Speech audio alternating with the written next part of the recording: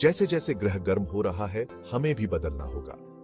शहरों में ठंडी छतें और हरियाली वाले स्थान बनाए जा रहे हैं ताकि शहरी गर्मी के प्रभाव को कम किया जा सके।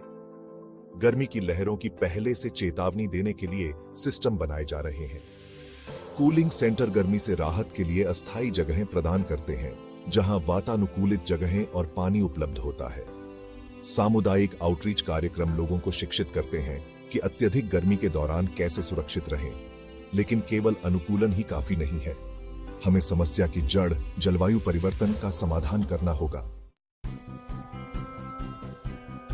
भाग 6 वैश्विक अनिवार्यता, स्थानीय कार्रवाई, एक साझा जिम्मेदारी। जलवायु परिवर्तन का मुकाबला करने के लिए एक वैश्विक प्रयास की आवश्यकता है।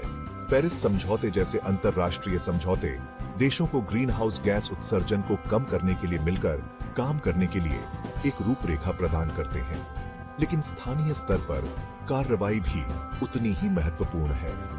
दुनिया भर के शहर और समुदाय अपने कार्बन फुटप्रिंट को कम करने और जलवायु प्रभावों के प्रति लचीलापन बनाने के लिए अभिनव समाधान लागू कर रहे हैं। अक्षय ऊर्जा में निवेश करने से लेकर स्थायी परिवहन को बढ़ावा देने तक हर कार्य मायने रखता है।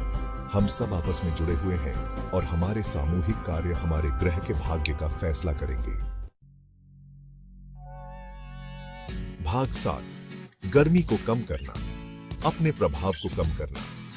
गर्मी की लहरें हमारे शहरों और समुदायों पर भारी दबाव डालती है, जिससे स्वास्थ्य सेवाओं पर बोझ पड़ता है और जीवन की गुणवत्ता में गिरावट आती है। हमारे पास जलवायु परिवर्तन को कम करने की शक्ति है। स्वच्छ ऊर्जा स्रोतों का उपयोग करके हम न केवल अपने पर्यावरणीय प्रभाव को कम कर सकते हैं, बल्कि ऊर्जा की लागत को भी कम कर सकते हैं। सौर और पवन जैसे अक्षय स्रोतों द्वारा संचालित स्वच्छ ऊर्जा अर्थव्यवस्था में परिवर्तन ग्रीन हाउस गैस उत्सर्जन को कम करने के लिए आवश्यक है। यह परिवर्तन न केवल हमारे ग्रह की रक्षा करेगा, बल्कि हमारे स्वास्थ्य और आर्थिक स्थिरता को भी बढ़ावा देगा। अपने घरों, व्यवसायों और परिवहन प्रणालियों में ऊर्जा दक्षता में सुधार करने से हमारे कार्बन फुटप्रिंट को और कम किया जा सकेगा।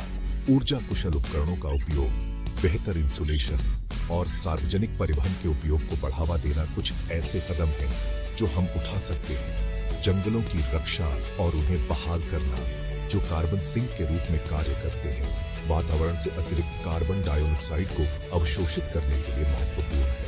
वन संरक्षण न केवल जलवायु परिवर्तन से लड़ने में मदद करता है, बल्कि जैव विविधता को भी बनाए रखता है। ये कार्य केवल पर्यावरणीय आवश्यकताएं